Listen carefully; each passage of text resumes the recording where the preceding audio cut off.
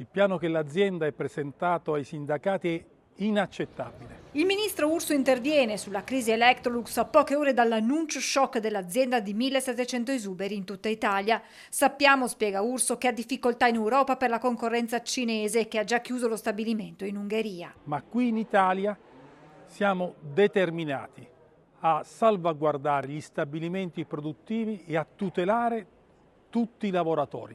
Per questo ho convocato il tavolo il 25 maggio con regioni, sindacati, azienda. Il governo dunque è pronto a fare la propria parte per bloccare il piano di 1700 esuberi su 4500 dipendenti e la chiusura dello stabilimento di Cerreto d'Esi in provincia di Ancona. Per quanto riguarda l'impatto sulla nostra azienda, hanno subito messo nero su bianco che tutte le linee che attualmente sono a turno all'8x2 andranno aggiornate, quindi numericamente su una stima nostra fatta intorno alle 200 unità che saranno in esubero. 200 persone sono tante, perché siamo 1200 forse, anche un po' meno, e quindi è una situazione che non si può permettere. Al momento numeri certi non ce ne sono, ma le stime dei sindacati parlano di 200 esuberi a Susegana, dove, come nel resto d'Italia, i lavoratori si sono astenuti dal lavoro nelle prime 8 ore di sciopero. Già dall'alba di oggi i lavoratori insieme all'RSU si sono presentati ai tornelli per bloccare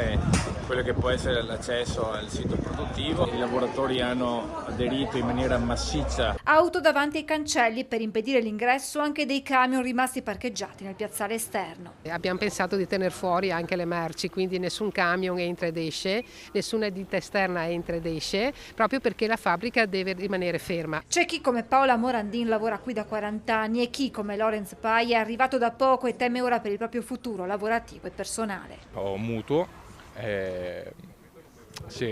Non è facile, soprattutto adesso con gli aumenti dei prezzi, con questa situazione di precarietà. Alla mente torna la grande crisi del 2014. Oggi, come allora, i sindacati incontreranno i lavoratori nel corso delle assemblee, mentre non si escludono altre giornate di sciopero in attesa del tavolo convocato il 25 maggio al Ministero. Saranno richieste che portano ad avere più certezze rispetto a quello che sarà il settore del bianco in Italia. Dobbiamo assolutamente lavorare per mettere in campo nuovi investimenti, per migliorare la produzione e rilanciare tutto il settore manufatturiero.